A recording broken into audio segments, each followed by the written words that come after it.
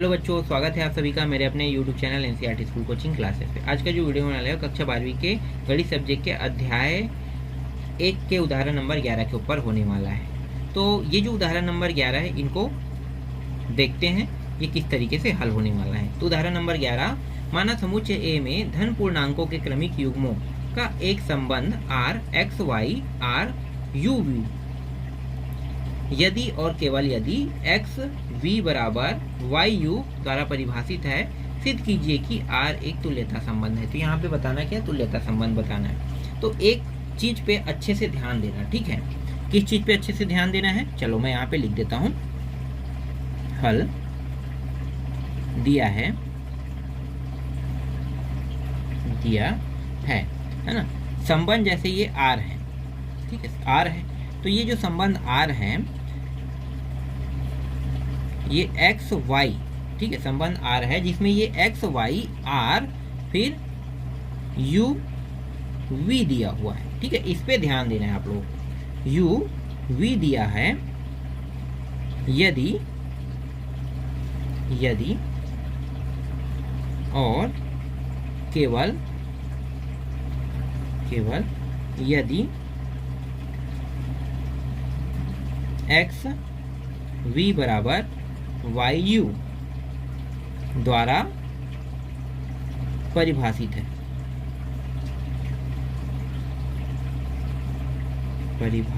है ना। तो इस चीज पे आपको क्या करना है, ध्यान देना है, ठीक। ये जो शब्द यहाँ पे मैंने लिखा है ये कोई बेफिजूली शब्द नहीं है, बहुत इंपॉर्टेंट शब्द है, यहीं से पूरा प्रश्न हल होगा, ठीक है। अब सबसे पहले स्वतुल्य सिद्ध करते हैं, तुल्य, ठीक है, स्वतुल्य। तो स्वतुल्यता सबसे पहले हम लोग सिद्ध करेंगे। तो स्वतुल्यता सिद्ध करेंगे तो देखो, संबंध स्थापित करने वाला क्या है, आर है। आर के लेफ्ट हैंड साइड में एक्स वाई दिया हुआ है और राइट हैंड साइड में यू वी दिया हुआ है। अगर मैं इस पूरे को समुच्चय जो हमारा है ना उसमें का एक अवयव मान लेता हूँ, एक्स वाई एक अवयव है, ये पूरा अवयव है, तो दूसरा ये वाला भी पूरा क्या होगा, अवयव होगा, ठीक है। तो माना, यहाँ पे लिखो, माना एक्स वाई समुच्चय ए का क्या है, अवयव है, तब एक्स एलिमेंट क्या होगा, ए होगा कि या दूसरा होगा। तो यहाँ पे एक्स एलिमेंट एन होगा। क्यों एन होगा, क्योंकि प्रश्न में पहले ही कह दिया है कि समुच्चय ए के जितने भी अवयव है वो सभी के सभी धन पूर्णांक है। और धन पूर्णांक अगर कोई होता है तो धन पूर्णांक का मतलब क्या है, 1 2 3 4 5 6 7 8 यही होता है, आगे बढ़ते रहेगा इन्फिनिटी तक। तो 1 से शुरू होगा और इन्फिनिटी तक जाएगा, इसका मतलब ये प्राकृतिक संख्या है। और प्राकृतिक संख्या को हम क्या कहते हैं अंग्रेजी में, नेचुरल नंबर। तो इसीलिए ये एक्स एलिमेंट एन लिखे हैं, ठीक है। एक्स अवयव है नेचुरल नंबर का, ठीक है, नेचुरल नंबर का एक अवयव है। और जो y है ये भी होगा, y भी नेचुरल नंबर का भी, ये भी एक अवयव है, ठीक है। दोनों को हमें इसी तरीके से बताना था, ठीक है, मैंने बता दिया। अब क्या करेंगे, अभी हमने इसको लिया है ना एक्स वाई, तो एक्स वाई के बराबर हमें एक्स वाई को ही लिखना है। तो एक्स वाई बराबर वाई एक्स या वाई एक्स या एक्स वाई आप लिख सकते हो। देखो, अगर इस तरीके से भी मैं लिखता हूँ पलट के तो भी इसका मतलब यही होगा, है ना। तो हम इस तरीके से मजेदार बनाने के लिए पलट के लिख देंगे, ठीक है। नहीं लिखोगे तो भी आपका प्रश्न जो है वो सही रहेगा, ठीक, इस तरीके से। अब देखो, इसको हमने लिया है तो ये हो जाएगा एक्स वाई आर, और इसके बराबर इसको बताया है ना, तो ये भी क्या हो जाएगा, एक्स वाई ही होगा, है ना, बदल नहीं जाएगा। जितने भी एक्स वाई हैं इन सभी के लिए ए है। और ए क्या है, एक्स वाई अवयव है, तो इसका समुच्चय क्या है, ए है। मतलब ए का ये क्या है, हिस्सा है, ये दोनों। अगर ये सिद्ध हो जाता है कि ये दोनों ए का हिस्सा है तो ये क्या होगा, स्वतुल्य होगा। तो आर ए में स्वतुल्य है। ठीक है, स्वतुल्य सिद्ध हो गया। अब सम्मित सिद्ध करते हैं।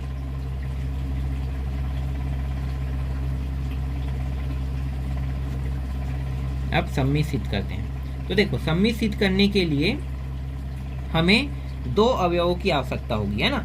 तो हमारा पहला अवयव तो क्या है, एक्स वाई, है ना। इसे हमने एक अवयव पूरा माना है। तो पहला अवयव क्या हो गया, एक्स वाई, और दूसरा अवयव क्या होगा, चलो एक्स वाई एलिमेंट ए, और दूसरा अवयव यू वी, है ना। यहाँ पे यू वी का जिक्र किया है, इसलिए यू वी होगा एलिमेंट ए। इस प्रकार है कि X Y R you V, तब X Y R you V, तब एक्स, देखो एक्स, अब यहाँ पे थोड़ा सा समझना, ठीक है। ये एक्स हो गया, ये वाई हो गया, ये दोनों एक ही अवयव है ना, मतलब एक ही अवयव है। तो मैं इसको इस तरीके से एक अवयव के अंदर लेता हूँ, और यहाँ पे u और v को ले लेता हूँ। ये भी क्या है, ये दोनों एक अवयव है। तो ये दोनों एक अवयव है, इसके एक हिस्सा इसके साथ गुणा करेगा और इसका एक हिस्सा इसके साथ गुणा करेगा। तो x v लिखूंगा मैं यहाँ पे, ये v है, y नहीं है, और ये y u है, ठीक है। इस तरीके से इसे y u लिखूंगा, ठीक। अगर मैं इसको पलट दूं मतलब y u और x जो v है, इसको अगर मैं पलट देता हूं तो ये किस तरीके से होगा, y u left hand side में आ जाएगा और राइट हैंड साइड में x v आ जाएगा, इस तरीके से। तो पलट देने पर क्या ये बराबर है या नहीं, ये मुझे बताओ। पलट देने पर भी ये बराबर हो रहा है ना। अगर ये इसके साथ इस तरीके से पलटने पर बराबर हो तो इसको इस पार और इस पार अगर पलटते हैं तो भी तो बराबर होगा ना। तो अगर ये इस नियम के तहत ये बराबर सिद्ध हो रहा है तो u v, है ना, u v R x y, जितने भी, फॉर ऑल मतलब जितने भी एक्स वाई u v सभी के लिए एलिमेंट क्या होंगे, एलिमेंट a होंगे, है ना।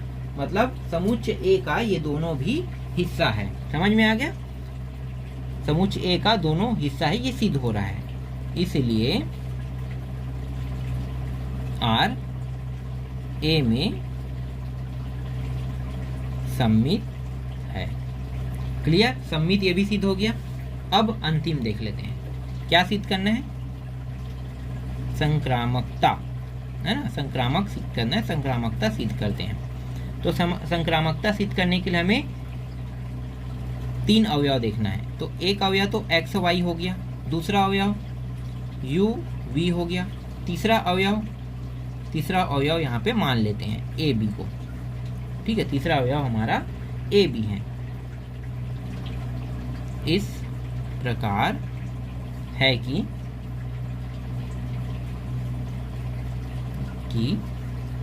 इस प्रकार है कि, तो देखो पहले से अगर पहले का उपयोग करते हैं तो ये किस तरीके से बनेगा, मतलब ये जो पहला है ये दोनों इस तरीके से संबंध बनाएगा, फिर ये दोनों इस तरीके से संबंध बनाएगा, फिर अंतिम में इन दोनों का संबंध बना के हमें चेक करना है कि ये साबित कर पा रहा है कि नहीं कर पा रहा है, मतलब संबंध बना पा रहा है कि नहीं बना रहा है ना।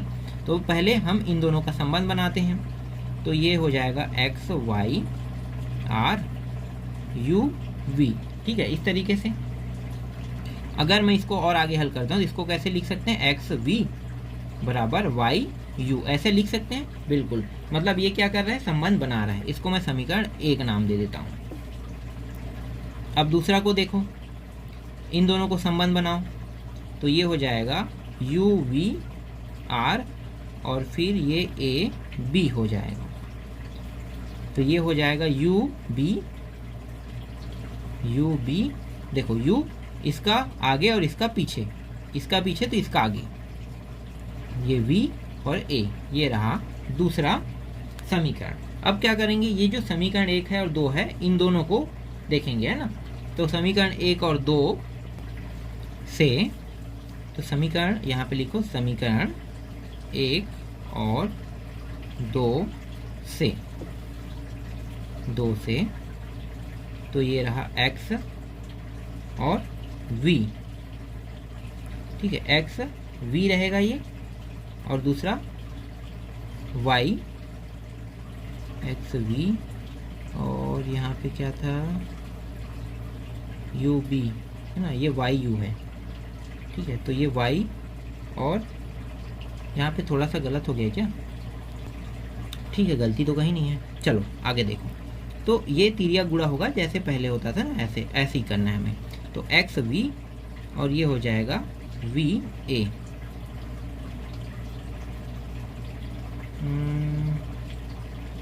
नहीं, यहाँ पे गलती हुआ है भाई, ये दोनों गुणा होगा और ये दोनों होगा, लेफ्ट के साथ, राइट के साथ, क्योंकि यहाँ पे हम तुलना कर रहे हैं, ठीक है। तो ये आ जाएगा यू बी आ जाएगा, ठीक है। अब यहाँ पे देखो, ये वाई यू है और ये वी ए है, इस तरीके से। अब समान वाले को क्या करना है, कटा देना है। तो इसको मैं इस तरीके से लिख लेता हूँ, एक्स वी गुणित यू बी लिख लेता हूँ, और ये हो गया वाई यू गुणित वी ए हो गया, ठीक है। अब देखो वी यहाँ पे है, दोनों में है, कट गया, यू दोनों में है, कट गया। अब बचा क्या, बचा है यहाँ पे एक्स बी बचा है, और यहाँ पे वाई ए बचा है, ठीक है, ये बचा है।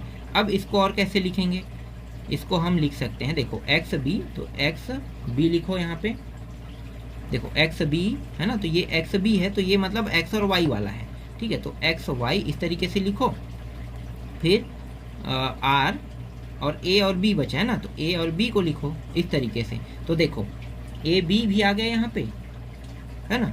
इसका मतलब क्या है, इसका मतलब ये है कि ये इसके साथ संबंध स्थापित कर, ये इसके साथ संबंध स्थापित कर रहे हैं, और जब हम आगे हल करते हैं तो ये दोनों भी संबंध स्थापित कर रहा है। देख लो एक्स वाई ए बी आ रहा है कि नहीं आ रहा है, देख लो एक्स वाई ए बी आ रहा है ना, तो ये संबंध स्थापित कर रहा है। तो जितने भी एक्स वाई यू वी और एक और क्या है ए बी, इन सभी ये सभी जो है समुच्चय ए का क्या है, अवयव है, इसलिए आर ए में संक्रामक है, ठीक है। अगर ये तीनों सिद्ध हो जाता है, इसलिए ये क्या है, ये तीनों के तीनों सिद्ध होने की वजह से ये एक तुल्यता संबंध रखता है। तो ये उदाहरण नंबर 11 जो है ये कंप्लीट होता है। इसके बाद एक और उदाहरण बचा है, जिनको मैं आपको किसी नेक्स्ट वीडियो में बताऊंगा।